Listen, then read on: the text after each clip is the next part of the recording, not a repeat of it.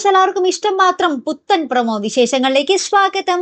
അപ്പൊ ഇന്നത്തെ ഒരു പ്രൊമോയിലുണ്ടല്ലോ, നമ്മുടെ ഇഷിത നമ്മുടെ ആദ്യം ചികിത്സിക്കാൻ വേണ്ടി പോവുകയാണ് കേട്ടോ. അപ്പൊ നമ്മുടെ മഹേഷിന്റെ അടുത്ത് പറയുന്നുണ്ട്, ഞാൻ ചിലപ്പോൾ രാത്രി വൈകി വരും, ചിലപ്പോൾ വരാതിരിക്കും, കേട്ടല്ലോ എന്നൊക്കെ പറഞ്ഞ് നമ്മുടെ ഇഷിത ഭയങ്കര കളിപ്പാട്ടോ. അപ്പൊ നമ്മുടെ ഇഷിതയുടെ വീട്ടുകാരും നമ്മുടെ മഹേഷിന്റെ വീട്ടുകാരും നമ്മുടെ ഇഷിത അങ്ങോട്ടും ഇങ്ങോട്ടും നിന്ന് ചോദ്യമൊക്കെ ചെയ്യുന്നുണ്ട്. നമ്മുടെ ഇഷിതയുടെ അച്ഛൻ പോലും കുറെ ചോദ്യം ചെയ്യുന്നുണ്ട്. നിന്റെ ഭർത്താവിന്റെ അടുത്ത് പറയാൻ പോലും പറ്റാത്ത എന്ത് തിരക്കാടി നിനക്കുള്ളൂ എന്നൊക്കെ പറഞ്ഞ് ഇഷിതയെ നമ്മുടെ അച്ഛൻ പോലും വഴക്ക് പറയുന്നുണ്ട്. പക്ഷെ ഇഷിത അതൊന്നും കാര്യമാക്കുന്നില്ല. അപ്പൊ നമ്മുടെ ആദിക്കാണ് ബോധം വരുമ്പോൾ നമ്മുടെ ഇഷിത അമ്മയാണെന്നും പറഞ്ഞ് ഇഷിതയെ കെട്ടിപ്പിടിക്കുന്നു. എന്താ പറയാ, ഭയങ്കരമായിട്ട് വാരിപ്പുണരുന്നു. അമ്മ എന്നെ കൈ വിട്ടിട്ട് പോകല്ലേ എന്നൊക്കെ പറയുന്നു.